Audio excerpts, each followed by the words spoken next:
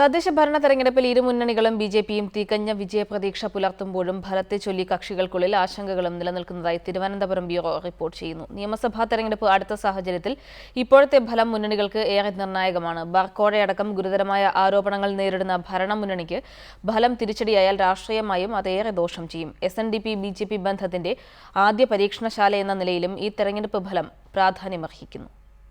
നാളെ പുറത്തുവരുന്ന തെരഞ്ഞെടുപ്പ് ഫലം ഇരുമുന്നണികളെയും BJPയെയും സംബന്ധിച്ച് ഏറെ നിർണായകമാണ്. നിയമസഭാ തെരഞ്ഞെടുപ്പ് അടുത്ത സാഹചര്യത്തിൽ ഈ തെരഞ്ഞെടുപ്പിൽ തിരിച്ചടിയുണ്ടായാൽ അത് രാഷ്ട്രീയമായി ഏറെ ദോഷം ചെയ്യുമെന്ന് മുന്നണികൾ കരുതുന്നു. കോർപ്പറേഷനുകളിൽ തിരുവനന്തപുരം, കൊല്ലം, കോഴിക്കോട് എന്നിവിടങ്ങളിൽ LDFും തൃശൂർ, കണ്ണൂർ എന്നിവിടങ്ങളിൽ UDFും തികഞ്ഞ വിജയപ്രതീക്ഷയിലാണ്. കൊച്ചിയിൽ ഇരുമുന്നണികളും വിജയപ്രതീക്ഷ പുലർത്തുന്നു.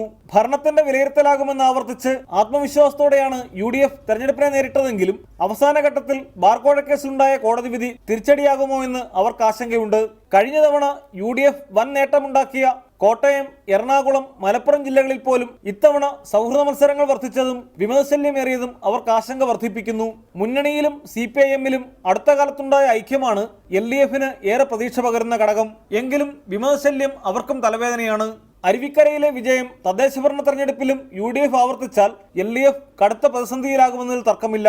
അതേസമയം നില മെച്ചപ്പെടുത്തുമെന്നതിലുപരി തിരുവനന്തപുരം കോർപ്പറേഷനിലടക്കം ഇക്കുറി നിർണായക ശക്തിയാകുമെന്നാണ് BJPയുടെ കണക്കുകൂട്ടൽ. SNDP-BJP കൂട്ടുകെട്ടിന്റെ ഭാവിയും തെരഞ്ഞെടുപ്പ് ഫലത്തെ ആശ്രയിച്ചിരിക്കുന്നു. പത്തനംതിട്ട, ആലപ്പുഴ, കോട്ടയം ജില്ലകളിലാണ് ഈ കൂട്ടുകെട്ടിന്റെ സജീവ സാന്നിധ്യമുള്ളത്.